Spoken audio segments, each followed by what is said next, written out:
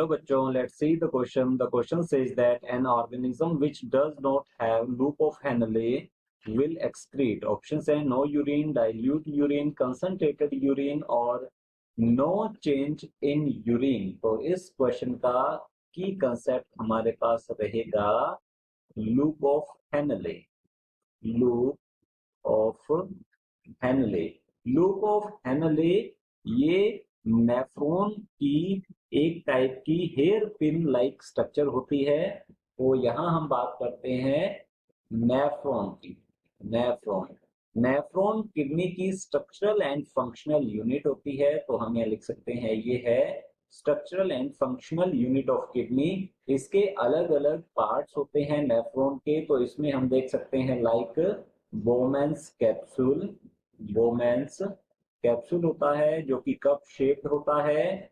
आगे की ओर ये ओपन होता है पीसीटी में जो कि होती है प्रॉक्सिमल कॉन्वोल्यूटेड ट्यूब्यूल। नेफ्रॉन जो कि रीनल ट्यूब्यूल के नाम से भी जानी जाती है, इसे रीनल ट्यूब्यूल भी कहते हैं।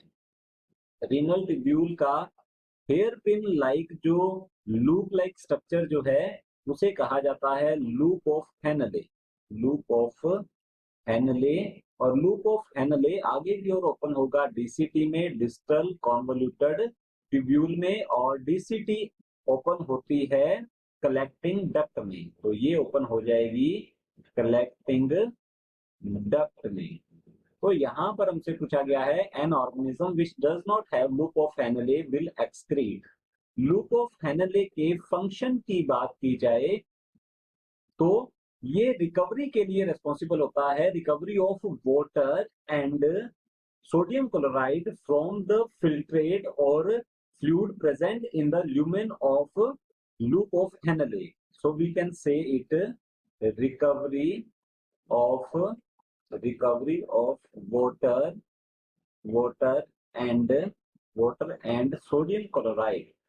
and sodium chloride from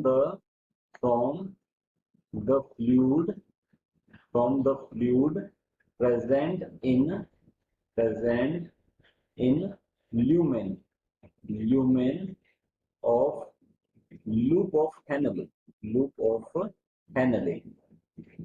अगर हम स्टार्टिंग से बात करें तो बोमेंस कैप्सूल में ग्लोमेरुलस होता है। ग्लोमेरुलस एक टाइप का कैपिलरी नेटवर्क है। तो बोमेंस कैप्सूल में जो ग्लोमेरुलस है वो रेस्पॉन्सिबल रहेगा अल्ट्रा फिल्ट्रेशन के लिए। बाकी नेफ्रॉन के जो पार्ट्स हैं PCT, loop of Henle, DCT, collecting duct, ये सभी रीअब्जॉर्प्शन के लिए रेस्पॉन्सिबल होते हैं।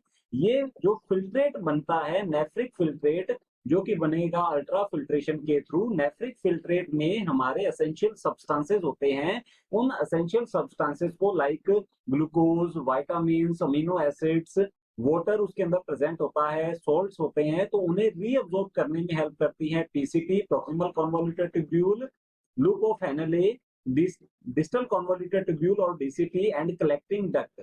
तो यहाँ पर लूप ऑफ हेनले का फंक्शन जो है ये रहेगा recovery of water and sodium chloride, or we can say reabsorption of water and sodium chloride from the fluid present in lumen of loop of Henle, जो कि रिजल्ट रहेगा इसका आगे की ओर कंसंट्रेटेड यूरिन। तो हम कह सकते हैं इससे क्या होता है, कंसंट्रेटेड यूरिन की फॉर्मेशन होती है, बिकॉज ये वाटर को एब्जॉर्ब करता है।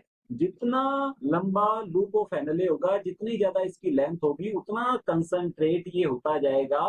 तो डेजर्ट में जो एनिमल्स रहते हैं उनके अंदर लूप ऑफ हेनले बहुत ही लंबा होता है, जिससे कि उनका वाटर लॉस बहुत कम होता है।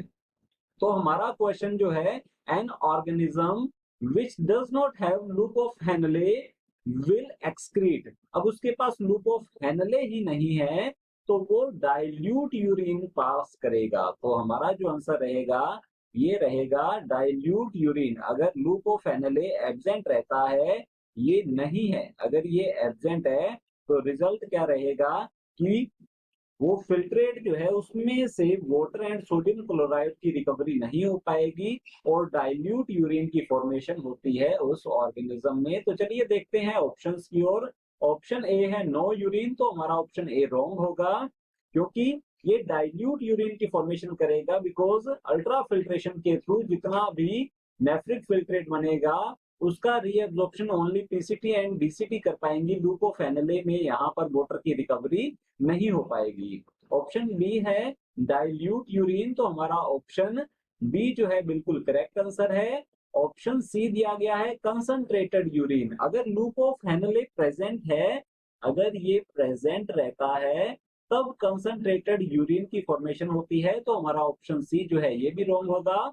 ऑप्शन डी दिया गया है नो चेंज इन यूरिन, तो हमारा ऑप्शन डी भी रॉन्ग होता है। So final answer is option B. Hope you understood it well. All the best, thank you.